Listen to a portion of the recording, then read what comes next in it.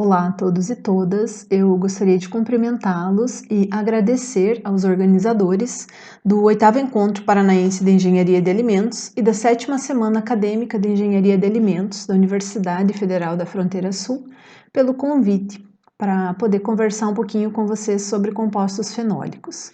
O meu nome é Tatiane Luiza Cadorinho Oldoni, eu sou docente do curso de Bacharelado em Química e do Programa de Pós-Graduação em Tecnologia de Processos Químicos e Bioquímicos da Universidade Tecnológica Federal do Paraná. Então, o tema dessa palestra vai ser compostos fenólicos, extração, identificação e aplicação dessa classe de constituintes químicos. Bem, a utilização de produtos naturais com propriedades terapêuticas é tão antiga quanto a espécie humana. Durante muito tempo, produtos de origem vegetal, mineral e animal eram as principais, se não as únicas fontes utilizada por povos para tratar algumas enfermidades. Essa prática de utilizar produtos naturais para tratar enfermidades, ela é conhecida como medicina tradicional. E recentemente a medicina tradicional, ela vem ganhando bastante notoriedade, vem recebendo muita visibilidade e importância. Por quê? Em grande parte, devido à percepção de que produtos naturais, eles podem ser mais seguros e tão eficazes quanto drogas produzidas de forma sintética em laboratórios. Bem, baseados na medicina tradicional, diversas drogas já foram descobertas, né? E o start, né, o ponto inicial para a descoberta dessas novas drogas a partir de produtos naturais, muitas vezes está relacionado com a etnofarmacologia, que é esse conceito que eu quero apresentar para vocês, né? A etnofarmacologia, ela pode ser caracterizada como uma ciência interdisciplinar que vai explorar, né, ativos biológicos tradicionalmente empregados ou observados pelo homem. Então, de uma forma muito simples, a gente pode sugerir que a etnofarmacologia é aquela ciência que vai, a partir da observação de como determinado povo ou cultura se relaciona, né, com o meio onde está inserido, como ele se relaciona com esse meio onde ele está inserido. Então, por exemplo, a gente pode observar em determinado povo a utilização de uma planta para cura, né, ou tratamento de dores de cabeça, por exemplo. Né? Essa seria a etapa de observação. Na sequência, nós, como cientistas, pesquisadores, deveríamos, então, levar essa planta para o laboratório, ou melhor, poderíamos, né, levar essa planta para o laboratório e fazer todo um estudo de determinação da composição química, determinação de atividades biológicas, farmacológicas, se essa planta, ela efetivamente tem uma eficácia, né, no tratamento da dor de cabeça, se essa planta ela é segura para ser consumida, qual a dose segura que eu posso consumir dessa planta. Então vejam que a etnofarmacologia seria realmente o start de tudo, né? A partir de uma observação, a gente consegue propor plantas, produtos naturais que possam ter ação terapêutica e desenvolvemos então um estudo para comprovação dessa ação. Inclusive, diversas drogas que existem hoje comercialmente, né, elas tiveram um início, tiveram a sua descoberta, né, utilizando a etnofarmacologia. Eu trouxe alguns exemplos para que a gente pudesse olhar com um pouquinho mais de cuidado. Vamos iniciar podemos iniciar então pela molécula de quinina. Tá? A quinina ela é um alcaloide que apresenta essa estrutura química e que foi isolada das cascas de uma árvore do gênero Chinchona. Essa árvore, né, do gênero Chinchona, existem diversas espécies dentro desse gênero, mas elas se desenvolvem muito bem na América do Sul e no Brasil se desenvolvem também muito bem na floresta amazônica.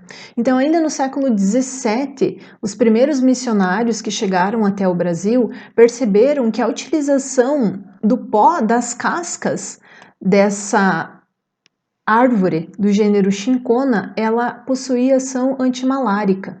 Inclusive, eles acabaram levando e disseminando na Europa a utilização do pó das cascas dessa árvore, que ficou conhecida como pó dos jesuítas, né? E era utilizada para tratar a malária, febres, dores relacionadas à doença. Bem, no início só se utilizava as cascas, ou melhor, o pó das cascas dessa árvore. Com o passar do tempo, né, com o desenvolvimento da ciência, mais especificamente em 1820, dois franceses conseguiram então isolar a partir do pó da casca a molécula de quinina, né, e comprovar que efetivamente era essa molécula que estava ali presente e que proporcionava a ação antimalárica. Com o passar do tempo, novos estudos foram sendo desenvolvidos e drogas, outras moléculas, né, que foram então sintetizadas em laboratório a partir da estrutura original da quinina foram surgindo. Dentre elas, a cloroquina e o seu derivado hidroxicloroquina, né, que atualmente está no centro do debate aí de saúde pública, né? Alguns estudos ou algumas indicações, né, de utilização da cloroquina para tratamento da Covid-19. No entanto, é importante deixar muito claro que todos os resultados obtidos e estudos publicados até o momento não comprovam ou demonstram, né, que a cloroquina ela não só é ineficaz na luta contra o vírus, mas também aumenta substancialmente o risco de morte e arritmias cardíacas. Temos também a molécula de artemisinina, né, que essa molécula aqui é um sesquiterpeno obtido a partir da Artemisia annua, que é uma planta que é utilizada na medicina chinesa há mais de 2.000 anos para tratar também a malária, né? Então tem essa propriedade antiparasitária.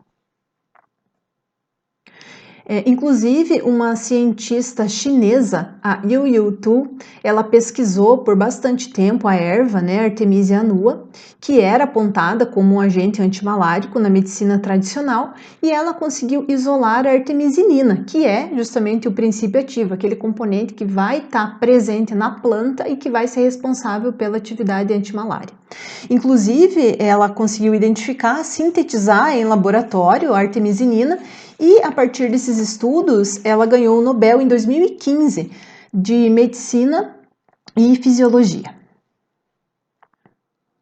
Temos também os alcaloides opiáceos, que muitos de vocês já devem ter ouvido falar, principalmente quando a gente trata da morfina.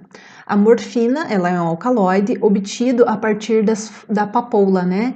Trouxe essa imagem linda aqui de um campo de papoulas, a Papaver somnífero, que após perder suas pétalas, temos essa cápsula e são realizadas incisões nessas cápsulas onde a gente percebe esse líquido esbranquiçado que é o ópio, né? Parecido com o látex.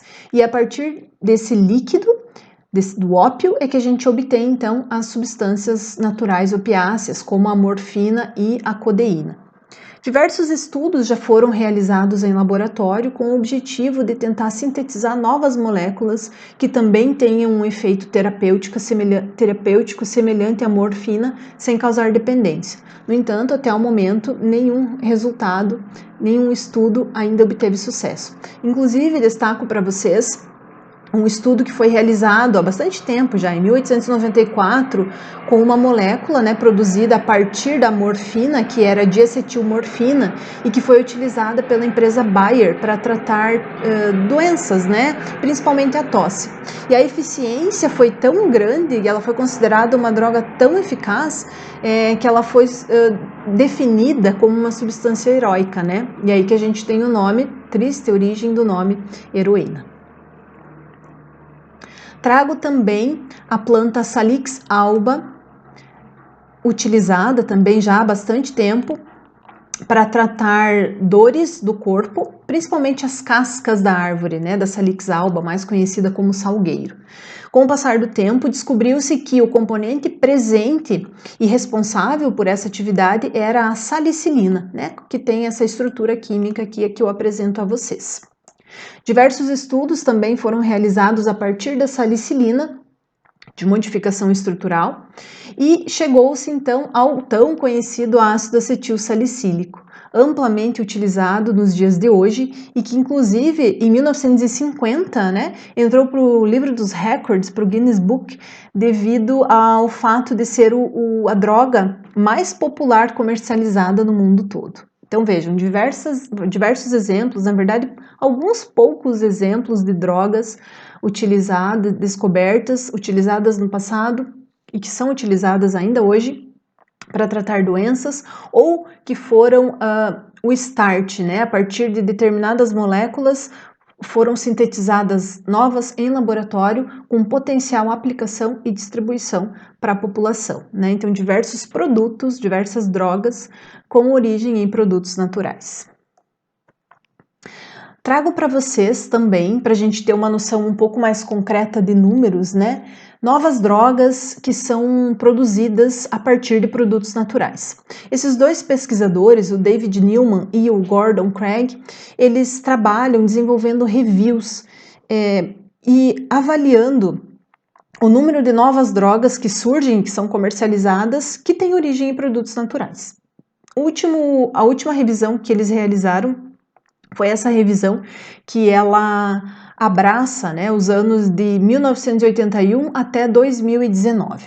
E o que eles concluíram, então, nesse estudo, né, nessa última revisão deles? Que aproximadamente 42% das novas drogas descobertas, aprovadas e comercializadas, elas têm origem em produtos naturais. Seja macromoléculas biológicas, né, sejam moléculas obtidas de produtos naturais de forma inalterada ou até com alguma alteração em laboratório, né, ou seja, derivados de produtos naturais, mas que sim tiveram a sua origem a partir desses produtos, né? Então a gente consegue perceber que ainda hoje muitas drogas aprovadas e comercializadas têm a sua origem em produtos naturais. E aí a gente pode se questionar, tentar focar um pouco mais no nosso país, né? Será que vale a pena eu estudar plantas brasileiras? Eu trago dois estudos para que a gente possa visualizar um pouco esses números, né? O primeiro estudo é de Beck e colaboradores, de 2017, em que eles relatam que o Brasil é o país com a maior diversidade de árvores do mundo, o que representa aproximadamente 14% das espécies de árvores encontradas na Terra.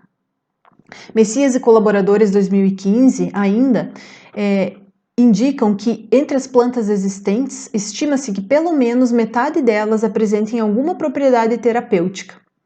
E, no entanto, nem 1% destas já foi estudada. Então vejam que o Brasil, devido à nossa ampla diversidade, biodiversidade, é um país riquíssimo em espécies botânicas com potencial de estudo que podem nos proporcionar substâncias com propriedades terapêuticas e que pouquíssimos estudos foram já realizados, ou melhor, existem ainda muito a ser explorado, né? Nosso país, a gente pode dizer que é composto por uma usina química, né? Diversas plantas, diversos produtos naturais com potencial para nos fornecer moléculas que podem ser amplamente aplicadas no tratamento de enfermidades. E ainda, para a gente tentar entender um pouquinho melhor como é que esses componentes, né, que têm ação terapêutica, como é que a gente pode encontrar eles, né, como é que a gente pode encontrar esses componentes dentro da planta. É claro que vai ser uma abordagem muito superficial, muito inicial, mas eu gostaria de apresentá-la a vocês. A gente pode considerar que dentro de um metabolismo de uma planta, nós temos dois tipos de metabólitos sendo produzidos. O metabolismo primário, que vai produzir os metabólitos, né, primários, macromoléculas, e o metabolismo secundário. Bem, a principal diferença entre esses dois metabolismos é que no metabolismo primário nós temos o desenvolvimento, ou o metabolismo primário ele é o responsável por processos bioquímicos vitais da planta, como, por exemplo, a fotossíntese, a respiração celular, a síntese de aminoácidos. Usualmente, esses componentes eles têm uma distribuição universal. O que isso quer dizer? que os metabólitos, os componentes produzidos a partir do metabolismo primário, eles vão estar presentes em todas as espécies. E quais seriam, né, então, esses metabólitos primários? A gente pode destacar macromoléculas como lipídios, proteínas, açúcares e ácidos nucleicos. No metabolismo secundário, nós temos o desenvolvimento de processos bioquímicos não vitais, porém essenciais ainda à planta. Podemos sugerir também que esses metabólitos, eles têm uma distribuição restrita, ou seja, não são todas as famílias botânicas que terão a presença de todas as classes de metabólitos secundários. Inclusive, a gente pode classificar algumas famílias botânicas em função da classe de metabólitos secundários que estão presentes nessas famílias. As principais funções que os metabólitos secundários eles desempenham normalmente importância ecológica e bioquímica, né? Poderia dar um exemplo para vocês, quando a gente tem flores, né? Aquelas flores bonitas, coloridas, né? Produzidas pela planta com o objetivo de atrair polinizadores para que ela possa se perpetuar, né? Conseguir se reproduzir. Normalmente a composição ou os constituintes químicos que estão presentes nessas flores e que conferem a essas flores aquela coloração característica capaz de atrair polinizadores, usualmente é conferida por compostos fenólicos, principalmente da classe dos flavonoides, né? Então seria um exemplo da ação dessa classe de metabólitos em plantas. Usualmente nós temos micromoléculas com estrutura complexa. O que eu gostaria também de deixar muito claro aqui é que, apesar do nome, né, metabolismo primário e secundário, não existe um metabolismo que seja mais importante do que o outro. Ambos se complementam e um retroalimenta o outro, né? Um fornece enzimas para o seu vizinho e eles conseguem então se complementar e atuar de uma forma muito harmônica, possibilitando o crescimento, desenvolvimento e reprodução dessas plantas.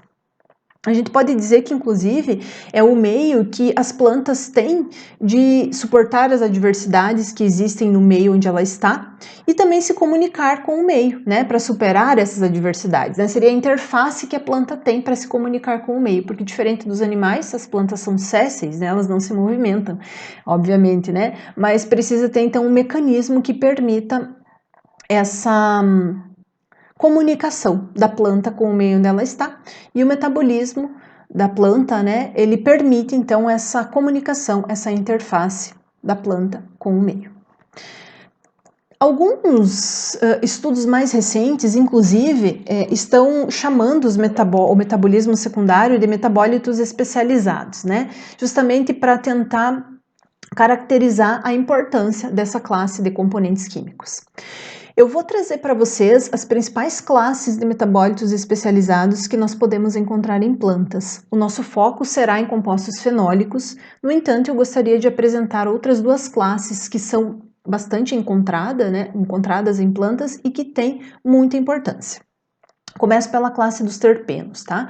Então, os terpenos, eles são basicamente constituídos, né, por uma unidade de isopreno, que seria essa unidade básica composta, né, essa unidade básica composta por 5 átomos de carbono, e a unidade mais simples, então, seria essa de um terpeno, seria um hemiterpeno.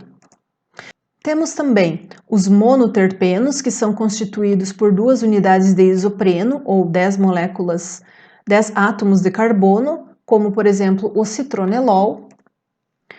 Os sesquiterpenos, compostos por 3 unidades de isopreno, 15 átomos de carbono, como, por exemplo, o nerilodol.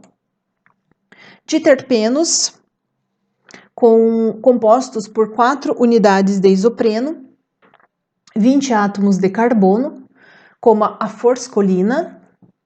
Os triterpenos, compostos por 6 unidades de isopreno, 30 átomos de carbono, como a combretina. E os tetraterpenos, ou talvez a classe de componentes mais conhecidas, né, mais conhecida como carotenoides, composto por 8 unidades de isopreno, 40 átomos de carbono. Então, uma molécula, neste exemplo, a molécula de beta-caroteno, né, uma molécula, então, um pouquinho maior, que caracteriza essa subclasse, né, os tetraterpenos, dentro da classe terpenos. Temos ainda compostos nitrogenados, em que podemos destacar uma unidade básica composta, como o próprio nome sugere, né, por átomos de nitrogênio. Podemos ter a classe de compostos nitrogenados, que são os alcaloides, em que o nitrogênio estará presente no anel aromático, como por exemplo a cafeína.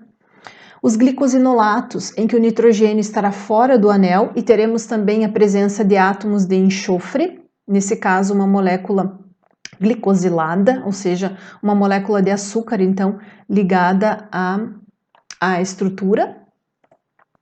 Temos também os glicosídeos cianogênicos, em que o nitrogênio está fora do anel, né? Usualmente nós temos essa classe caracterizada por uma carbono tripla nitrogênio e que durante o processo de hidrólise pode liberar ácido cianídrico, né? Que é um composto altamente tóxico e que as plantas acabam produzindo esses componentes, esses glicosídeos cianogênicos, como forma de proteção, principalmente contra alguns herbívoros, né? Então, a estrutura,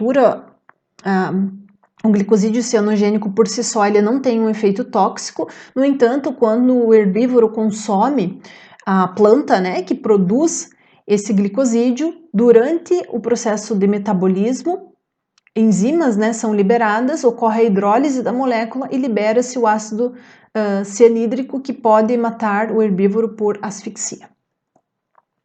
E também os aminoácidos não proteicos. Então, esses são as principais subclasses, né, de compostos nitrogenados encontrados em plantas. E por último, temos a classe dos compostos fenólicos, que acaba sendo objeto do nosso estudo, né, nessa palestra. Bem, basicamente, os compostos fenólicos, eles são compostos, né, pela unidade básica denominada fenol, em que nós temos um anel aromático, ao menos um anel aromático, e ligado a esse anel aromático um grupamento OH. Então é isso que vai caracterizar um composto fenólico. No entanto, na natureza já foram identificados mais de 10 mil compostos fenólicos, né? Existem diferentes classes e subclasses desses compostos em plantas. Eu trouxe uma classificação que eu acho mais simples e que pode facilitar o entendimento nesse primeiro momento, em que os compostos fenólicos eles são subdivididos como compostos flavonoides e compostos não flavonoides. Dentre os compostos não flavonoides, nós podemos citar os fenilpropanoides, né? Então, que tem um anel aromático e ligado a esse anel aromático uma função ácido carboxílico e 3 átomos de carbono. Temos a classe também das antraquinonas, a classe das cumarinas e a classe dos taninos, né? Que são moléculas um pouco mais complexas, formada usualmente por monômeros de ácidos fenólicos, e que vocês devem conhecer como aquelas substâncias que, quando a gente bebe um vinho, por exemplo, dão adstringência ao vinho. Então, a classe de compostos fenólicos responsáveis, né, ou responsável por essa adstringência, é a classe dos taninos. Então, todos esses exemplos, todas essas subclasses são exemplos de compostos não flavonoides. E nós temos também a classe dos flavonoides. Dentre os compostos fenólicos, a classe dos flavonoides ela recebe muita atenção devido ao fato de esta classe apresentar diversas atividades biológicas, né, como atividade antioxidante, atividade antimicrobiana, antifúngica, antitumoral. Então, vários estudos têm como foco, como objetivo, estudar e identificar flavonoides em plantas. Aqui nós temos a estrutura básica dos flavonoides, né? A gente pode caracterizar essa estrutura sendo composta por 2 anéis aromáticos, o anel A e o anel B, e esses 2 anéis aromáticos unidos por um heterociclo. Existem, ou melhor, as variações, as subclasses e diferentes compostos flavonoides que a gente pode encontrar na planta, elas vão ocorrer a partir das diferentes substituições que a gente pode enxergar tanto nos anéis aromáticos quanto nesse ciclo. Em função das diferentes substituições, nós temos algumas subclasses de compostos fenólicos que eu acabei descrevendo aqui do lado para vocês. Destaco também 2 flavonoides glicosilados, né, que acabaram sendo alvo de minhas pesquisas recentes e que eu isolei, o grupo de pesquisa isolou a partir das folhas de moringa oleífera. Então são 2 flavonoides, né, com a estrutura básica aqui de um flavonoide, unido a essa estrutura básica uma molécula de um glicosídeo. Nesse caso nós temos a isoquercetina, né, que seria a quercetina 3-O-glicosídeo e a astragalina, canferol 3-O-beta-D-glicosídeo. Se a gente olhar para a estrutura desses 2 flavonoides, a gente observa uma semelhança muito grande. Basicamente, o que a gente enxerga de variação é que na astragalina, nas posiçõ' na posição 4' nós temos a presença de um grupamento OH, enquanto que na isoquercetina, nas posições 3' e 4' nós temos a presença dos grupamentos OH. Então vejam que mesmo com uma pequena variação na estrutura química, a gente pode observar uma grande variação na atividade biológica que esses compostos fenólicos podem apresentar. Então, eu espero que nessa palestra breve eu tenha conseguido passar para vocês um pouquinho desse universo de compostos fenólicos, que de alguma forma eu possa estimulá-los a quem já trabalha nessa linha, né, seguir pesquisando esses componentes, e para quem tem interesse também em começar a trabalhar, a pesquisar nesse universo, que o campo é muito vasto, tem muita coisa a ser pesquisada e descoberta, e eu fico à disposição. Um abraço e obrigada pela atenção.